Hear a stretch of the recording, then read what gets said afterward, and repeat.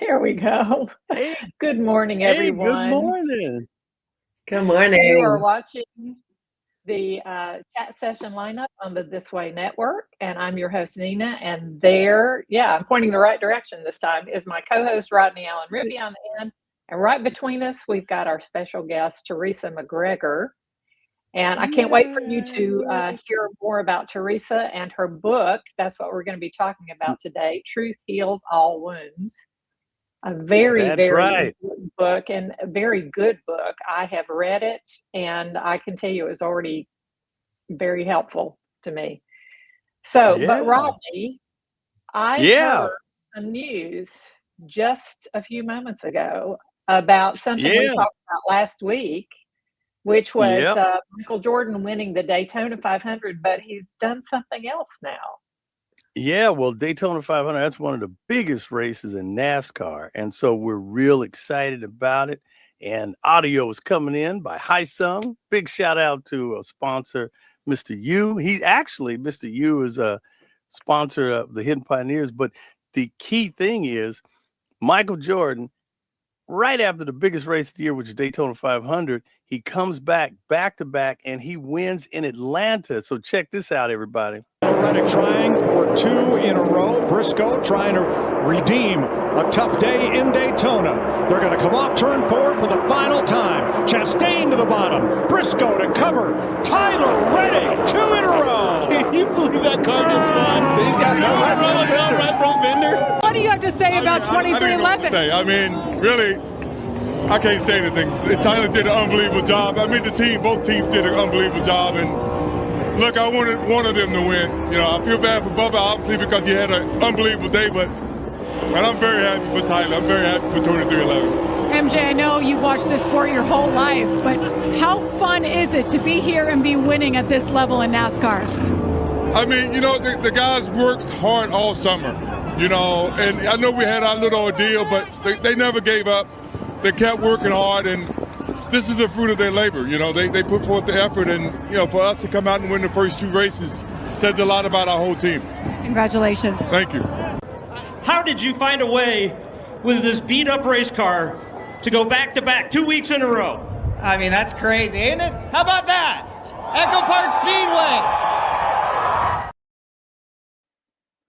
Oh, hey, you Oh see my that? goodness. Woo, woo, woo. So That was tremendous. Yep, Michael Jordan's he's pretty awesome. And his team and his drivers out there, man, he's got a couple of mean drivers out there. He actually had a guy in 6th place, so he was 1 and 6. So they had another guy that was coming up to the front, and we're really excited about him. Just continued success to Jordan Motorsports and all the big things that he's doing in motorsports. Also, real quick, our colleague that's been on the show, Bill Montgomery, this coming Friday, people, if you don't have anything going on, please make sure you come out to the Global Diversity Summit. This is the 6th annual Hidden Pioneers event that's going to be out at the Downey Space Center, and it's going to be a great time. It's no cost to the public, no cost for parking. Come and learn about NASA, STREAM education at science, technology, research, engineering, the arts, and math. Make sure you come out. Also, CEO from Hyosung, Mr. Yu, will be in the house, one of our sponsors, and many other great sponsors, many other VIPs. So make sure you come out to the Downey Space Center. For more information, go to www.hiddenpioneers.com. I'll put that in the chat, hiddenpioneers.com. And we are back with our wonderful guest. And we are so excited because Nina said, hey, we got a great guest. Again, the chat session here on This Way Network, it welcomes Miss Theresa McGregor, and she's an author and so much more. And I'm going to let Nina do the great introductions. So there you go. Well, I don't know how much more you want me to tell, Theresa, but I've actually known Theresa for several years now. She and I are in the Juice Plus company together, and that's how we met. She's a wonderful friend. She's a very good counselor. So I was particularly excited when she wrote the book. Can you see that? There we go. There it is right there. Okay. And Okay. she gave me the opportunity to be an early reader, and oh my goodness, I had no idea how much it was going to affect me and Mm. how important it was going to be. So let's start at the beginning, Theresa. Why did you write this book? Well, I had a friend tell me for years, you need to write a book, as she would see my story and watching what God would take me through and his faithfulness to me. But this book, I wrote this book because I really realized how many women are functioning well on the outside, but on the inside, they're struggling, they're hurting. Mhm. And after college, I hit a season where I, was emotionally isolated, right? So I grew up in Mhm. a home where you felt happy or angry, and that was about it. I didn't have any other Mm. words for my emotions. And so when I hit this hard time, I didn't know how to talk about anger or sadness or fear, or I didn't know what to do with them. And I ended up, not like really having a hard time functioning, right, in the adult world after college. Mhm. So therapy, I got into therapy. Therapy gave me language. And then through that, God gave me healing. And I realized so many women need more um, help in this area. They don't need self improvement, they need healing Mm. and Mhm. permission to feel, right? So this book is what I wished I'd had in my 20s and, Mm. and what I want for my daughters, as Yeah. well.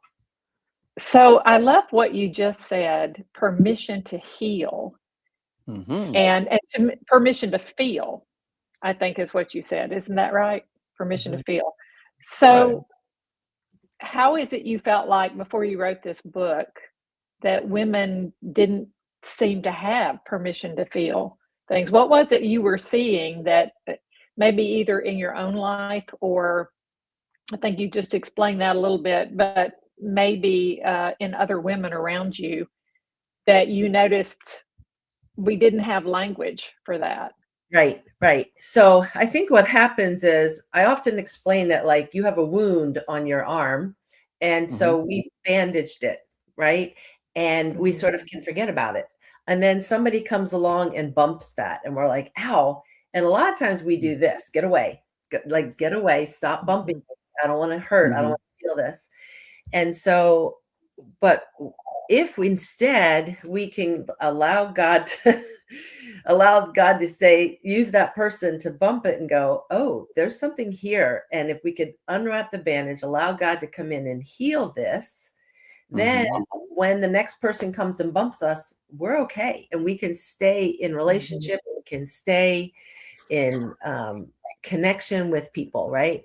Mhm. And so I think that's what I would say, that the importance of healing. And so, but if you can't name it, you can't Mhm. feel it, and if you don't feel it, you can't heal it, right? So, and if I don't let people bump me, I don't feel it Yeah. either. Mhm. Yeah. So So why is it so important to name it? I mean, you just said if you can't name it, you can't feel it. So I yeah. don't know. My initial response the first time I was reading that, and of course Mhm. I got further and I realized where you were going with it. But initially I was thinking, well, maybe if I'm not feeling it, it's just not there. So why am I trying to name something that isn't there? Right. Mhm. But it is there, right? You've just covered it. You just did a good job. You Hmm. put bandages on and you covered it. So Hmm. you can sort of forget about it. But that's not God's heart. God's heart is for healing and wholeness. So God Mm. Hmm. allows circumstances or people or life events to keep bumping us. And, Mhm. Hmm. my hope is that I think sometimes it gets bumped and we just don't know what to do. So we just do this. So I think my hope with this Hmm. book, now when people get bumped, they go, ooh, I need to pay attention to this. God, what is this? What do you want to do here? Hmm. You know, Mhm. and then I wanted to give women an opportunity to go, okay, how now? If I allow myself to feel Hmm. it, now what do I do? How do I walk through to healing? Right. Mhm. Hmm. One, Hmm. I think knowing you have the steps gives you the courage to let yourself feel it, because you'll know Yeah. there is a path. There is a way forward through this. And we should, like, there is Right. this is something we should heal. It's not something we should just, cover up, Hide. Right. hide. Mm-hmm. So, Theresa, I have to, I want to bring something in. It's a little personal. So if I get weepy, sorry about that. Mm. I'm used Yeah, I bet you are. When my mom passed away, Mm. that was one big event that had happened in my life. But at the same time that my mom was diagnosed and passed away just a few weeks later, my marriage fell apart. And so it was a very devastating time for me. After my mom passed away, I realized I'm not okay. I can't stop crying. And I feel like my feelings are just very close to the surface. And like you said, I did not want people bumping up against that. And you realize you're pushing people away because you're afraid of, you know. So I went to a grief share class, which I highly recommend grief share. That's wonderful. And if you can do that, that's fantastic. I went to a grief share class and they were talking about the need to express these things, to get them out. And then they had, a period after we watched this video where they're, going through the workbook. And I am sitting there with tears in my eyes and I'm just barely holding it together. And then the facilitator says, Nina, I think you have some big emotions there. Do you want to tell us about them? And I just sat there and thought, how dare you call on me when, I'm just like barely holding it together. And now you're just going to make this, and I just kind of shook my head. And he said, we're not going to force you to do anything. He said, does it feel like if you allowed it to open up that it would never stop? And that's exactly when all the tears just finally shed. And all I could say was, yes. I was scared to death that if I allowed myself to really feel that sadness or that loss, that it would break me. And I would never be able to come back from it, that I would never be able to stop crying or, be happy again. So I was just trying to hold it all in, which of course is doing you a lot of damage. But that's when I got your book and I started reading that and how you were talking about leaning into those feelings and being able to name them. And it made me think of that particular incident and what a difference it made for me, for somebody else to come along and basically kind of hold my hand and say, you're safe right here. You can talk about those things. And because we've all been through it, we can tell you it's not going to break you. It is going to help you heal, to get it out, to be able to talk about it, to have words for it. But your book went even further than that for me, because it was really easy to say, I'm afraid. I feel sad or whatever. But like you, I had a very limited emotional vocabulary. So being able to pinpoint how I felt, what I felt, and actually put it into words, I had no idea how important that actually was. So talk to me about emotional language and why we need to be able to be more specific about how we feel and what that does for us. Well, one thing is, I think the gift they gave you is to say to you that grief is survivable. So the reason when your mom, I'm just guessing based on just sort of my own experience and working with other women, is that when your mom passed away, that grief you were allowed to have, because everyone understands that you lost someone. But what happens is we have all these griefs and they just build up and build up because we don't address them, right? It might be, as a child, you moved a lot. Well, did anyone sit down with you and help you to and process the fact that you're leaving your house and your friends in your neighborhood or your safety? We don't. We just pack the kids up and move. And sometimes we just they're so young, they don't, they're flexible, whatever. And it's okay that we're moving them, but we need to help them to grieve, right? Well, when you don't, grief is like Velcro. It just keeps sticking and sticking and sticking. Mhm. Then when your mom passes away, it's not just your mom that you are grieving. It was all these other griefs that got stuck. And the message is, well, grief is not survivable. So as a little kid, I don't know how to survive this. If we don't have attuned parents that meet us in that place and walk us through that, we don't know how to do that. So we just sort of stuff it and think grief is not survivable. So it's a couple of things, right? It's being able to have that language yourself so that you can, and that awareness, right? So that you can do that with your, I mean, that's part of this book, right? Is this generational, like my hope is this generational legacy that what I'm learning, my kids are learning, and they're going to be better, with their kids than I was with them, right? That's always is I'm really honest with my kids about, I did not like the woman who wrote this book is not the woman who parented my kids, right? I've learned and grown so much. And so my kids have great needs, my girls.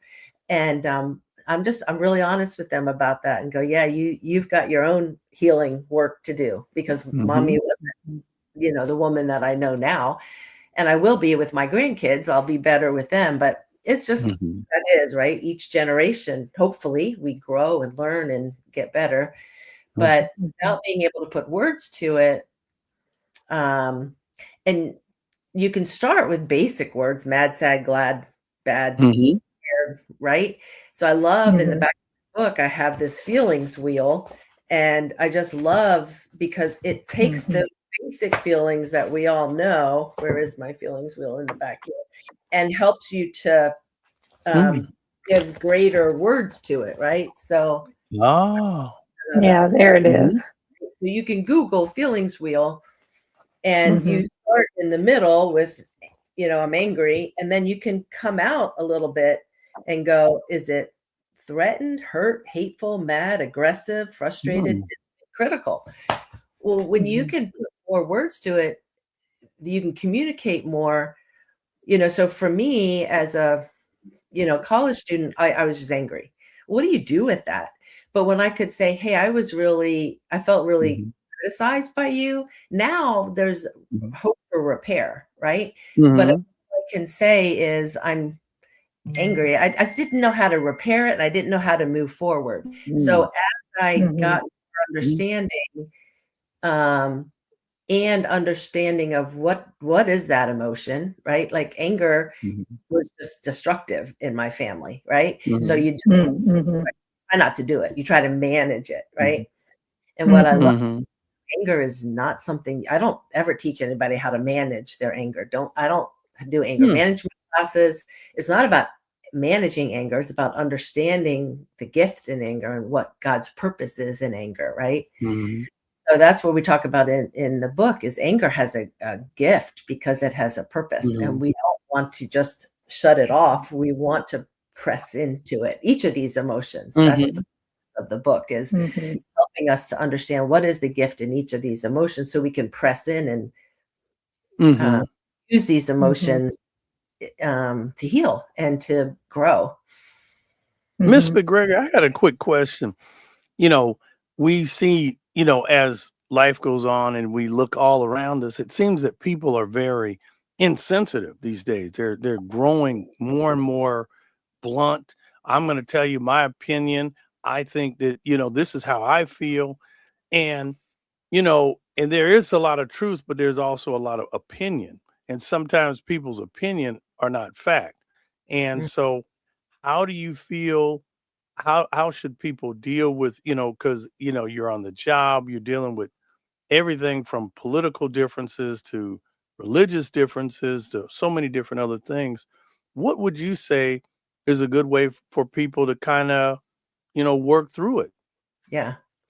I mean, I again, because of my life experience and my background, I would say there's more underneath, right? So if someone has this strong opinion about something, usually because there's some wound under there, Right. right? Right. So you can either argue the opinion with them, or you could ask, "Hey, you sound wounded. What happened?"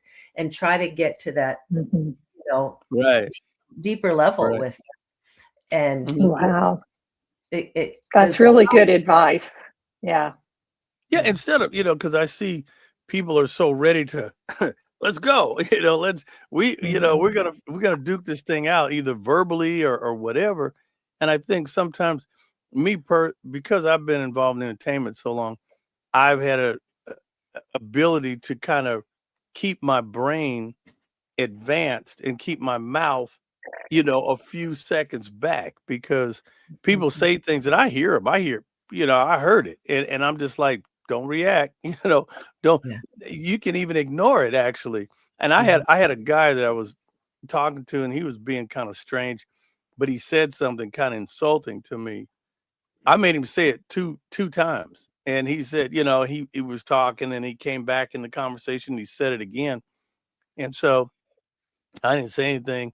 And then on the third time, I said, I understand how you feel, because I was already ahead of him, but I was like, I am not going to get into a verbal, back and forth. And I just think that it's good for us to keep our stress down. And I think dealing with these pains and these issues, like you're saying, and knowing that wound, you can figure out where this thing is going before it happens. So why Yes. even go there? Yeah. So I think that's the point, Rodney, is through Mhm. something like this, being able to know your feelings, you'll have more self-awareness. So when Mhm. stuff happens, so anger has a lot of different values to it, right? So when you feel Mhm. angry, it's worth going, what's the problem here underneath this anger, right? Mhm. Anger will protect grief. So if there's grief getting surfaced and I don't want to touch it, I'm going to get angry because I don't want to feel this grief, right? Right. Or Right. it could be somebody disrespected my boundary. So by having, like what you're saying, Nina, by having a language for it, even if it just is within myself to say, oh, okay, I'm really angry. What's going on? And I can come back inside Mhm. me and go, Mhm. oh, I'm angry because they just, disrespected my boundary. Oh, Mhm. all right. Well, let me restate my boundary again and, and be real about it. Or I say, okay, this person continually disrespects my boundary. I think I'll just put space between us. But that can help us to contain our emotions so we're not spilling Right. them out all over the place. Sure. Um, so I think that awareness of, okay, what is it that just got stirred up for me, and coming back in here and doing Mhm. this work rather than what I did before I understood all this is I did so much of, like, people would hit my wound and I'd be like, stop touching me, get away from me. I Mhm. did a lot of this pushing back. So when I learned that self-awareness, when I got Mhm. hit, I could go, oh, hold on, time out. I need a minute. And I could go and go, oh God, what's here? This is hurt. What is this that's hurting? And how do I address it? And so I Mhm. share a lot of examples of that in the book. Um, this book is people know Mhm. me. They're gonna know me really well. I just share a lot of Mhm. Yeah. to walk through that because I just, I want people to be able to see it and try it out for themselves maybe. So Yeah, I love that you were very personal in the book. You Mhm. without oversharing, I think, but you let us know that you have lived this yourself. You've walked through this yourself, had those emotions, survived them, and you're basically saying, here's what helped me, but also here's what I've seen help other people as well. Mhm. So I want to go back to something you put, was one of the first things I read in the book, and it really caught me by surprise. And I'm quoting here. In the introduction, you list, quote, the emotions we tend to avoid as sadness, fear, anger, and gratitude. Right. Yep.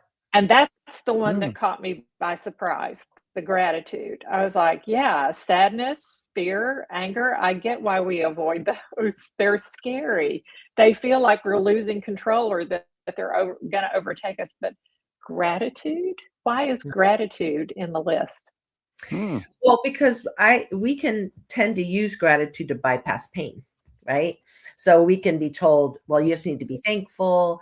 This could be worse. Other people have it worse than you. Look on the bright side. I've heard that as well. And so what happens then is premature gratitude can silence grief. And so you want to be able to, have true gratitude that's not denial. That's like I talk about, gratitude is not pretending, oh, I'm okay. And it's actually walking through the wilderness, but holding God's hand. So I'm not denying the wilderness. I'm not walking through the wilderness, but I'm walking through it, holding on to God's hand. So I think, when gratitude is rooted in reality, not avoidance, that's when it can become really powerful. So, So I liked I liked in the book how you addressed that and the way you talked about that, because it made me. I started noticing that every time I was on Facebook, someone had announced the death of someone in their family or a dear friend, and then in the comment section, I began to really notice the, here's my empathy, but, and that what came after the but was the gratitude part that seemed to me like, it was almost like it was saying, yeah, you can grieve for a little while, but then you have to quit, or then it's time to stop because there's something to be grateful for. And we need to remind you about that because obviously you've forgotten it because you're grieving. That's the way it felt. And what you might see is those are probably the people who haven't grieved. They haven't done the work. So they're not comfortable with it. So they're like, "Ooh, that's not comfortable." So you who've gone through some good grief work, I'm sure you didn't, you just got in there and felt with them and sat with them, Yeah. Well, not anymore. I mean, I remember a time I would have been that person who put the but in there. It's like, oh, they're so sad. But if I remind them why they can be grateful, then they'll feel better. That's what I was thinking. And I know everyone means well when they do that. But yeah, there were of all the things that people said to me when my son died, who were trying to comfort me, the one that I remember the most, and I thought, what a wonderful thing to say. I'm going to start saying that when I'm talking to someone who's grieving. And it was a man I didn't even know very well. And he came up to me in the reception line at the visitation. And he just looked at me with a lot of, empathy on his face. And then he said, I hope it helps somehow to know how much we care. I thought, oh, wow, what a great thing to say. I can't think of anything you could say that would have touched me more. And it was the one thing that I went away remembering. And I still say that myself because it does help a lot to know that others care. And it's that sense we don't necessarily need those reminders, but you need to be thankful too. We need to be held. See, what happens is in grief and fear and anger, whatever it is, we just need to be held. And a lot of us didn't get that growing up. We weren't held, right? Stop crying or I'll give you something to cry about, right? I heard that a lot. Right? But so I think that's what's happening is even as adults, there's little girl parts of us, little boy parts of us that didn't get held, that didn't get attuned to, that didn't get seen. And so that's what's coming out, and what he did was he just held you for that few seconds. He said, I hope you know there's people that care. He didn't try to fix you. He didn't try to make it better. He just sat with you. And that's as healing as anything. Teresa, do you think, it's funny because I was sitting here thinking about things.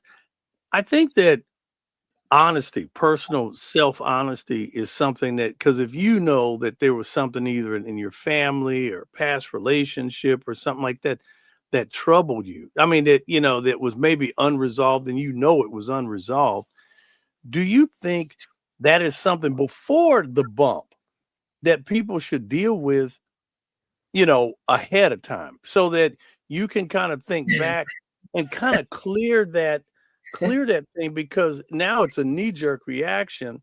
Yes, Yes, you've been wounded if you can. I mean, yes, but a lot of us don't know it's there until it gets bumped. Like that's Yeah.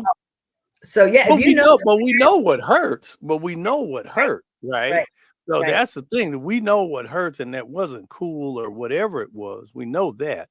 Yeah. So I think the things that we do know, we should kind of personally address and, take that to the Father and try to feel and say, I kind of feel this kind of way. And then that works and builds on our prayer life. It builds faith, it builds hope and understanding and stuff like that. And then when you take it to the Lord, you kind of really, you have to feel that you really know that he knows more than we, and there's a reason for all these things. Some of the stuff could have been avoided, possibly, but a lot of times I tell people, you got through it. You're past that point. I know it was traumatizing, but you're ahead of it. If you just keep going and deal with it, recognize why you're angry, but to try to get over it and keep pressing. So there's a couple of things that will make that difficult for some people, right? Is you're asking them to be attached and connected to God when they don't have that experience as children. Yeah, some could. Right? Yeah.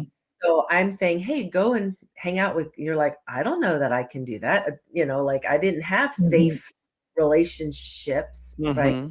So there's that. The other problem, which is why they need help. Like there's just some things you're not going to do apart from community. So you need a therapist or you need a book, to support you and say, hey, I didn't even think about that.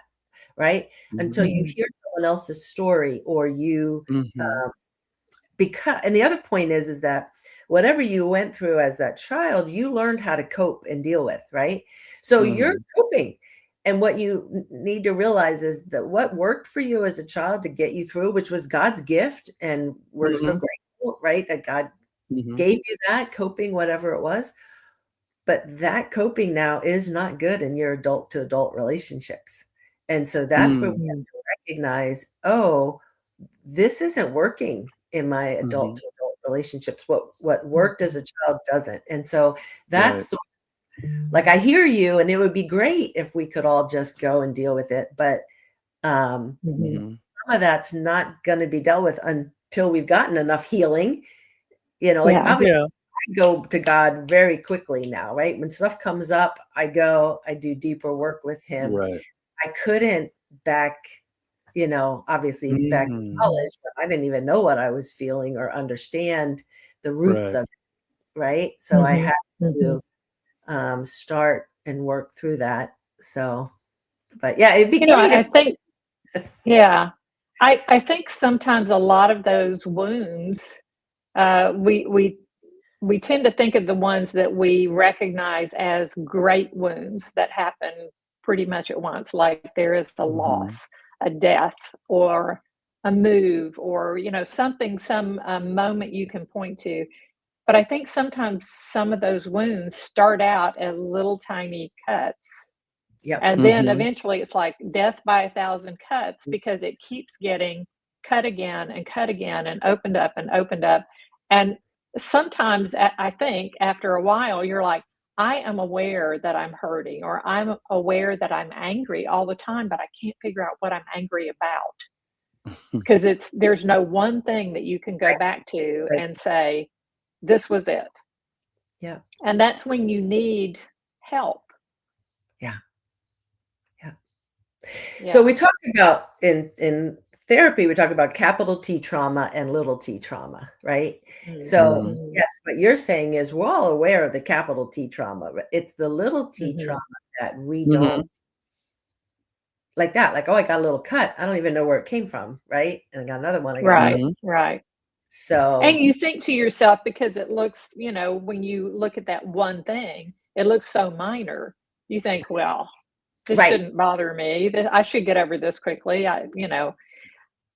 But then Mhm. when there's repeated cuts and they don't all appear the same way, they didn't come through the same avenues, then after a while, you really are thinking, like maybe you notice not only does something hurt, but you're actually noticing there's spillover from it. It's like there's Mhm. drainage coming from this wound.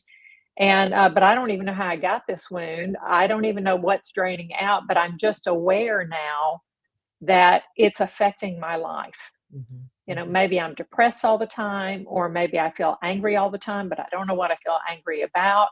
Or other people are letting me know, hey, you're kind of prickly. It's really hard to get close to you, but you're so oblivious. You're like, well, I don't know why they would say that, and then you get offended even Mhm. about that. I'm very open. I think I'm very open, and we just So don't that's know. see, I think that's where your childhood coping, you think I'm coping. This has Mhm. worked. It worked for Yeah, me in childhood, and now an adult, Mhm. your adult friends are going, yeah, that's not working anymore. you're right. Right? Right, And right. it's recognizing that. Yeah. Yeah. Yeah. And you You know, talked about the emotions as Mhm. gifts, as doorways to healing. Mhm. So what do you mean by that? And then I'd like you to follow up after that with you talked about pressing in. And when I Mm. first started reading your book, I found myself thinking, so I become aware of all these things I'm feeling. What then? And she's talking about pressing in. How? How do I do that? Yeah. Yeah. So, so we had played around with the title of the book being The Gift of Emotions, but Mm, then ended up with what I think is much better. Truth heals all wounds. Not time. Time does not heal all wounds. no, You can live with sure it a long doesn't. time. If you don't bring truth into it, you're just That's living with a right. wound. So my son-in-law helped us with that title. That was so shout out to Justin for that. But so emotions are signals, right? They're gifts. Like God gave us emotions. We're not supposed to be emotionless. Um, Mhm, they're not the enemy, right? So sadness tells us that something mattered. Fear tells us that something feels unsafe. Anger tells us that something is unjust. And then gratitude tells us that something is life-giving. So where we feel Mhm. gratitude, mm, we want to press into that space more and Mhm. get more life from that space, mhm, right? mhm, So when we can listen, so like sadness will take us into seeing what is this grief that I have been holding on to that has felt Mhm. unsurvivable, and where um, recognizing, like what I said before, how grief will sort of stack up, and so to see that and be able to go and begin to release it to the Lord, right? And in my Mhm. book, we talk about how to take sadness and how to hand it over. I don't think we were ever designed to carry sadness, right? If you go back to the garden, everything Mhm. should have been provided for, right? Sadness is all about loss. There was no loss in the garden. We had everything we mm, needed. I just Mhm. really don't think we have a capacity for sadness. So sadness feels so heavy and burdensome because we weren't supposed to carry it. And so we need to go find those places of sadness and hand them to the Lord and let him carry them for us. He doesn't get rid of mm, them. They're truth, right? It's not a lie that he replaces. It is truth. Like there really was a loss that occurred, whatever that was. But we need God to carry it for us so that we can be Mhm. free and moving forward in life, right? And Mhm. then mhm, um, fear really addresses some of those core beliefs and those lies. Like underneath fear oftentimes is a lie that I'm believing. So if I don't address the fear, I miss out on finding the lie so that God can come in and replace it with truth. Truth is what frees us, right? You shall know mhm, the truth and the truth will set you free. So So we want that. Anger is a lot of times about unmet needs. So, if I'm feeling angry and I don't pause and go, okay, why am I angry right now? What's the need? Or like we talked about, what's the problem? Like anger is a great problem finder. So when I feel angry, I do want to stop and go, oh, I'm feeling angry. Oh, okay. What's the need? Right? Like, what is it that I'm needing right now that's not getting met?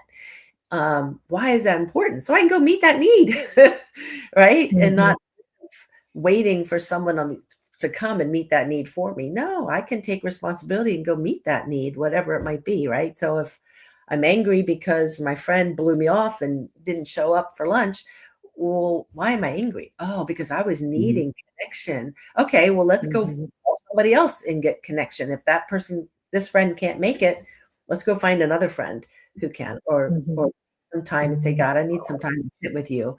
I need some, connection with you even. Theresa, would you say, because sometimes I think anger can be kind of healthy because to keep things bottled up, but it's got to be controlled. Some people go from 0 to 100 when, with it, emotion and things like that. And as Nina had talked about, there are these cuts in life, and everybody's got little cuts, but people are salty and they're abrasive and they're intentionally salty, and they like to throw little jabs in there. And the one thing that whenever I think about anger, whenever I get angry, the first thing I think about is this justified? Do I have a reason to be angry? I mean, because I try to hold back the anger as much as I can, and I'm a pretty happy-go-lucky kind of guy, but you try to hold it back. And I think of Jesus in the temple with the money changers, and he walked in. He's like, "What are you guys doing?" And just the fact that they said he put kung fu and everything else, and he whooped everybody, cows, money changers, turned over tables, and he turned the place out.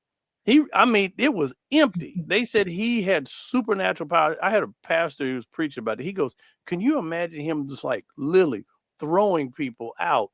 And I was like, wow. But when you think of certain things, I think that one thing that we have to remember, we need to remove certain people from our lives. If certain people are creating problems and havoc and stuff like that, you need to remove these people and put that distance, as you said, Theresa, between you. Because some people, you just got to kind of step back and put a little distance between you, because if they're causing, trauma and that saltiness in your life, sometimes you just have to step back a little bit. So I think one of the things that we see with Jesus, when you were talking about him, his anger and clearing the temple and stuff, is one of the things that we're so impressed with is that Jesus contained his anger. Right? That's right. So yes, he cleared the temple and stuff. Yes, he did. See him yelling and cursing and screaming and losing, right? He used the anger to say, hey, this isn't okay. And anger then became his energy, right? Right. So I think some of us, like is this the whole point? Like, so we're afraid of our anger. We're afraid of that energy, right? But anger, it is energy, and we need to know how to move it through our body, right? Because you're right. We don't want to stuff it and end up with ulcers and other things. We don't want to explode and hurt the people around us. True. So we want to acknowledge the anger. We want to go and look at, okay, what is this anger trying to tell me? And I have a bunch of different ways to look at that in the book. And then you do want to let the physical energy of the anger move through your body. So whether that means you go like this and relax, whether that means you go for a run, do some wall ups. Like, you do need to move the energy. It does have a physical energy component to it. So, and you can get benefit from it. Yeah. And you get the benefit. Why not? Right. Yeah. So I think, talk to me about, I'm sorry, go ahead. Well, just not being I think we're afraid of anger because we haven't seen it well contained before. Right. And so I'm hoping that as you have some ways of working with the anger, you won't be afraid of it anymore. And we talk about anger is a great problem finder. Soon as you find that, like if you pause and go, oh, I'm really angry. Okay, what's the problem? Blah, blah, blah. And I figure out the problem. The anger's gone. You'll be so amazed. You're like, oh, it's just gone because it served its purpose. And then it's not there, So even with the book, like, I guess one of the things I want to say is I love, like, this book does have chapters. You got to move through it, right? But I hope that it's a quick read. Like, it really is. If you don't stop and do all the journaling, it can be a quick read because it's really designed for that. Like, for you to be able to move through, like, so you might be reading through the grief section, and then you can't really sit with it. You're like, I'm not able to sit with this. And you keep moving through fear. You get to anger and you're like, oh, so anger will sometimes protect grief. So until you work through the anger stuff. So then you work through the anger stuff. Oh, now all of a sudden you can start accessing the grief. So you go back to the grief section, right? Work through that. So I'm really hoping that this book is like a field guide that you carry with you. You're going to pop in and out of different sections at different times. And some of it's like that, like your gratitude is going to make so much more sense after you work through those other chapters, and you'll know how to pull it into, but at the same time, you got to read the gratitude to know how to pull it into the grief. So I'm hoping that, as you read the book, you're reading it, and it's not a novel. You can't go from beginning to end. It's in and out and back and forth, and hopefully something that you keep picking up at times. Can you tell the titles of the chapters? How many chapters are there? 14, I think. Oh, okay. 15, because I broke it up. So it's got the 3 sections. It has sadness, anger, and gratitude, but then there's chapters within each of those sections. So, and then the last section is carrying it forward.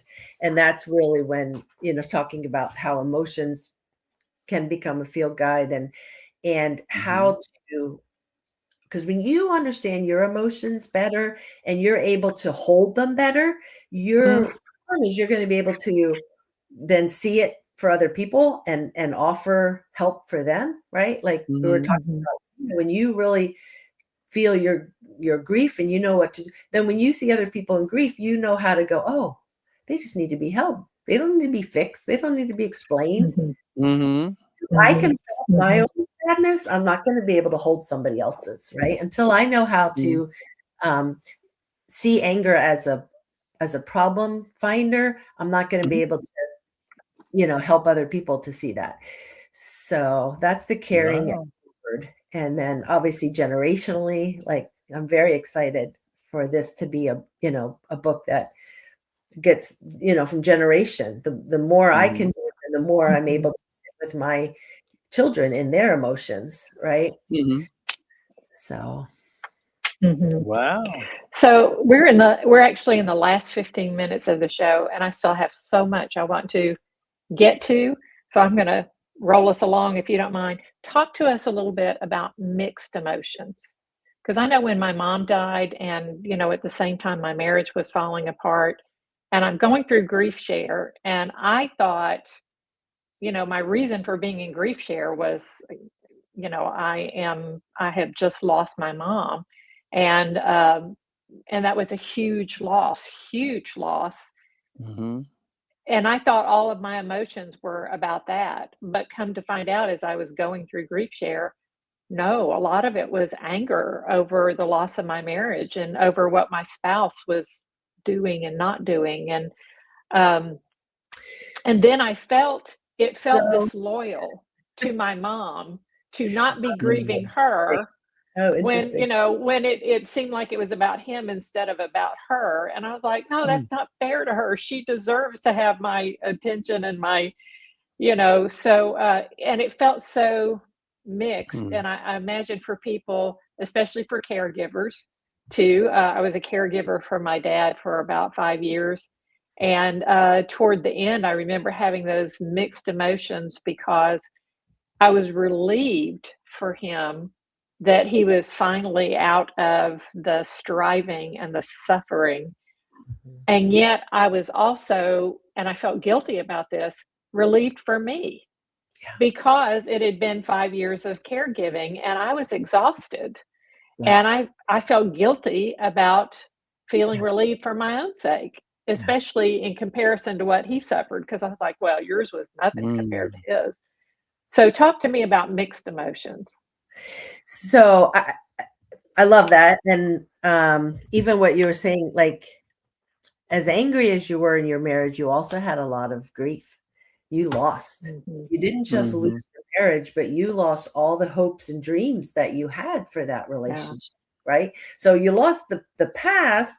And sometimes when a marriage ends, and I don't know your details, but like my marriage ended because of betrayal and lying and that. Same. All the past memories got like I don't know what to do with them because they didn't feel real anymore, right? Like, right. real. So I had to leave that. But you also have this. So what I would say is the anger was just unprocessed grief of the losses of some of that. And then some is the anger is the advocacy, right? Standing up for yourself and saying, hey, I deserve. So grief is such a beautiful thing because I can say, hey, I don't have what I want and I deserve that, right? Like I deserve to have fidelity. I promised fidelity. I deserve to have fidelity and I didn't get it.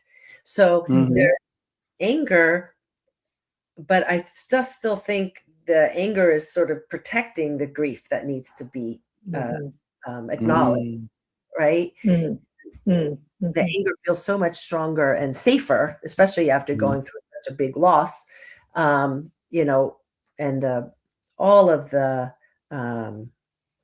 ups, you know, your world gets like flipped upside down, right? Your divorce. So anger feels steadying and solid. And so we sit in that for a while and that's okay. And then we just want to keep going deeper into the grief that's in there as well. And I get what you say, you know, obviously when I lost my son, there was so much difficulty, right? He wasn't this beautiful, easygoing child. He was a lot of work. I mean, he grew me a lot. And so it's the same thing. Like there is one is there's the mercy. I see God's mercy in taking him. So he didn't have to suffer the consequences that he was going to be having to walk through. I mean, you could pretty much see what was coming for him, right?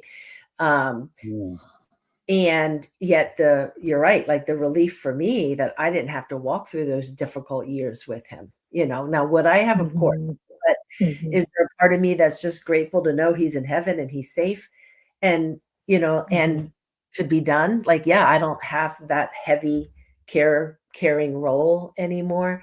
So I understand that. And I think that the guilt, you know, is like you have to release that and say, no, this is, you know, your nervous system can only handle so much. And so caregivers, you know, we do have to put some boundaries around that. And I don't think it's talked about enough.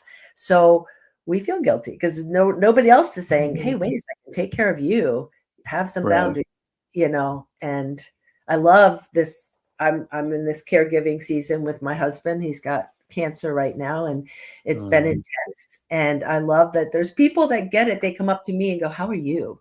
How are you doing? What do you need? And it's not just about him. And I'm just so grateful to have that. But you're right, Nina, the guilt, you want to say, it's okay. I need to rest too. My nervous system has been, you know, going at a pretty intense pace and I need to break, I need to rest. You know? And then there's that dissonance sometimes between the way you think you ought to feel and the way you really do feel.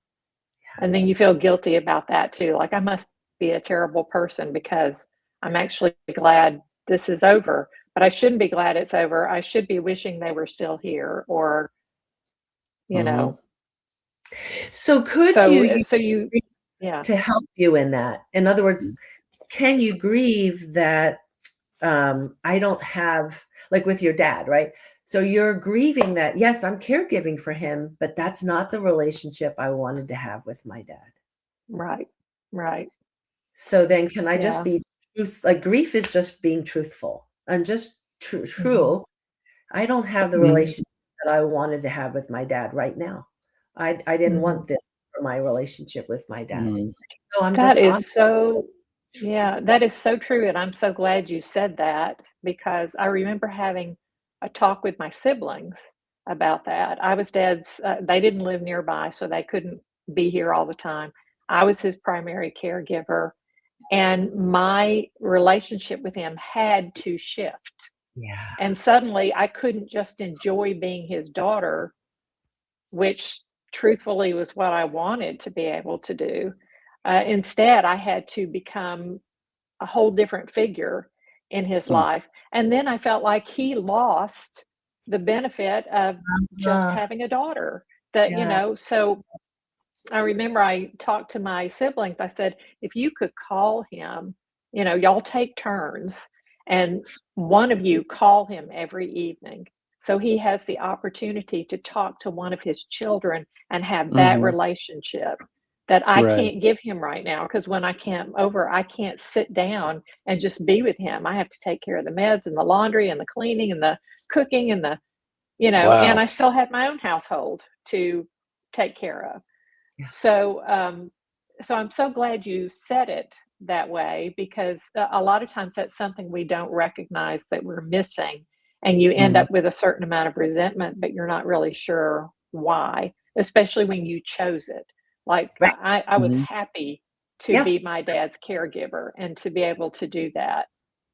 And yet, I didn't realize that I was going to have to give up that daughter role Mhm. at the end until I was already in it. And so there was a little bit of resentment that I had to do that Yeah. You didn't choose there. it, So, but it's given to you. Yeah. right, Yeah. right. So it was very much the mixed emotions, you know. Mm. I wanted to touch briefly, we've only got a few minutes left. I just wanted to circle back around and touch briefly on something that Rodney had brought up before about when other people are exploding at you, when you're bumping up against their wounds that you didn't even know they had, and they're reacting. And your suggestion of that response of, asking them, hey, I sense that you're wounded. I sense that there's a story there, Mm-hmm. you know, tell me about that. And I've encountered that a couple of times, but well, more than a couple in my life where you say that to people. And I want to bring this out because I want people to know you may get a reaction from them that is not the one you thought you ought to get. And then you end up thinking, oh, well, then that wasn't a good thing to do. No. um, they may turn to you and go, I don't know what you're talking about. I'm fine. The problem's with you. Yeah. Yeah. And they just lash back out at you, and and you're like, okay, I guess I was wrong. But no, you weren't wrong, because you're letting them know, we all can see the wound. We all can see the evidence of the wound. And whether they Mm-hmm. acknowledge it right then or not, you planted a seed later for them to be able to ask themselves, how come she said that to me? How come so even if you don't get the response right then, and sometimes you do get that response, they just start melting and, yes, I lost this loved one, or this has happened, Mm-hmm. or, and that's the one that you're hoping for, the one you're expecting. But when you get that other one, that more abrasive or that pushback, that doesn't mean you were wrong about asking that question. Right. They're just not ready to, like, Mm-hmm. you hit them and they went, no, get away. I'm not safe. Right, Feel safe. And right. you're not necessarily the reason they don't feel safe. I mean, that's some of what one of the other pieces that I try to get to in the book is our inner child. So it's not that the adult me isn't safe, but there's a little me inside who's not safe. And sometimes that little me sort of hijacks my adult brain. And I start acting like this little 8-year-old, you know, and I mean, you'll see it. You'll see people, Rodney, you were talking about this, you know, they're having almost like a 2-year-old temper tantrum. They're an adult. Well, that could really be their little 2-year-old part of their brain that got triggered. And yes, they're actually in their little 2-year-old self. And, you know, it needs to be, they need someone to say, wow, that's a really big emotion. Can I hold you? Like what would you do with a 2-year-old having a temper tantrum? Right. Right. Hopefully, if you're a healthy parent, you would say, wow, that's a really big emotion. Can I hold you? You know, can let me hold you and help you, you know, integrate that big emotion. So sometimes you know, you'll see people and you'll think, oh, he's acting like a little boy. Well, that's probably true. That wounded part of it just came up. And, you know. So the last thing I want to ask you about, you have letters to your daughters in the book, which I loved. I love the way the book is laid out. I love the journaling prompts and the opportunities. But talk to me about those letters to your daughters. Why were those in there? Yep. So, you know, so much of why I wrote this was to pass on that generational healing. And I wasn't that mom that I wanted to be, that I feel like I could be now for them. And so I recognize that I guess it's just my way of going back to them and saying, I want to share with you what I know now that I didn't have for you then when you were little. And here's what almost like, here's what I wished I could have given you and what I want to give you now. Now I know these things and I can't go back. I would love to. Oh gosh, wouldn't we all just love to go back and redo it and do it now with the wisdom that we have. And I can't, but I think those letters was a little bit of me doing that and saying, here's what I wished I could have said to you, or here's what I wished I had told you about sadness, or here's what I wished I had known about fear when I was, you know, in fear with you and not containing it and not dealing with myself. And it was coming out on, you know, here's what I wished I had known and what I want for them. Right. Because my greatest desire is I didn't do it perfectly.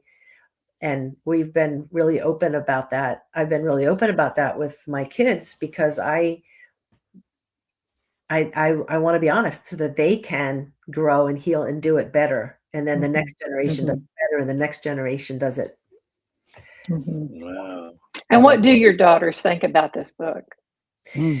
So yeah, they love it. But it was hard. Like my one daughter, you know, she was just so honest with me. She was sitting here, and she was reading my book and she says, Mom, I love your book. And I didn't get this mom. Right.